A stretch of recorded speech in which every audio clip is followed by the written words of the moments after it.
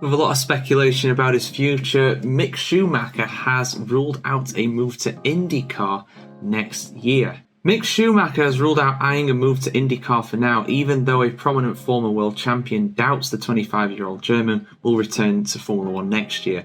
Now, there has been some rumours about Mick Schumacher, mainly from Alpine, maybe Haas, although the Haas door is definitely closed off now, it seems, as Ocon is meant to be going there to partner Ollie Behrman. He's currently the Mercedes reserve driver, so he's in and around the paddock at the moment, but where is he going to end up in 2025, or is he just going to stay put? Let's find out what the latest rumours are. Schumacher this week has said that his return to the grid after a 2-season absence was now within reach following tests in 2024 with Mercedes, Alpine and McLaren. The former Haas driver is now Mercedes' Formula 1 reserve driver and racing for Alpine's WEC programme, which has been a disaster to say the least, but not his fault, that is some classic Alpine engineering there. People who follow the World Endurance Championship, which you can follow on the motoringchronicle.com if you don't already, of course. Do check that channel out too. We do reviews for that series. People will know that Alpine aren't doing particularly well, but I'm really digressing there with that. He's also been linked with Williams as well, but his best chance appears to be Alpine, where Jack Doohan and Carlos Sainz are also contenders. Yeah, Jack Doohan, the Alpine reserve driver. Carlos Sainz is still without a seat after being ousted from Ferrari by Sir Lewis Hamilton.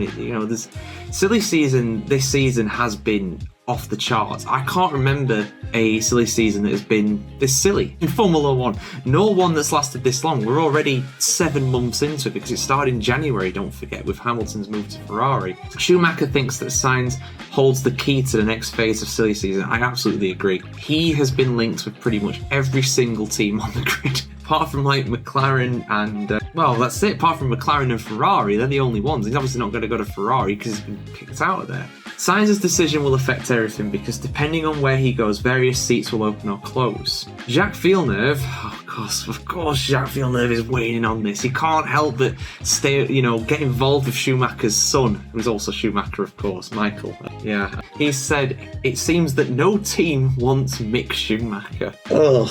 God, that's a bit harsh. That's a bit harsh. Mick and his team have made a push, but no one seems to be rushing to get on their team.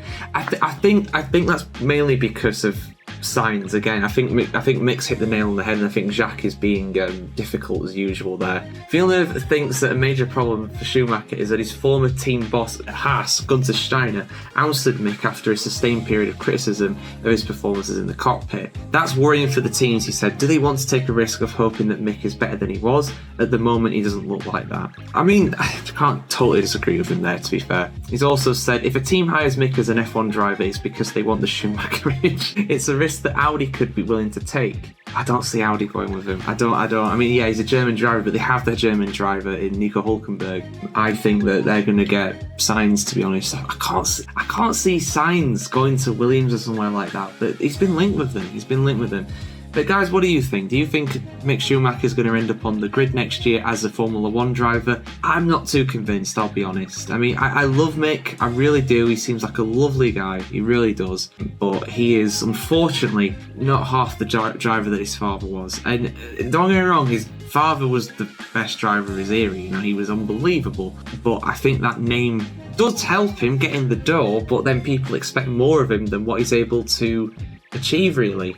He's a good driver, but is he better than a lot of the Formula 1 drivers that are used to these 2024 cars? You'd have to say no. There's not many of them that I would put below Schumacher, only really like Logan Sargent and Lance Stroll. That's kind of it, personally. But yeah, what do you guys think? Do you think he's going to be on the grid next year? Let us know in the comments below. And for much more F1 silly season news, keep it tuned right here to the F1Chronicle.com.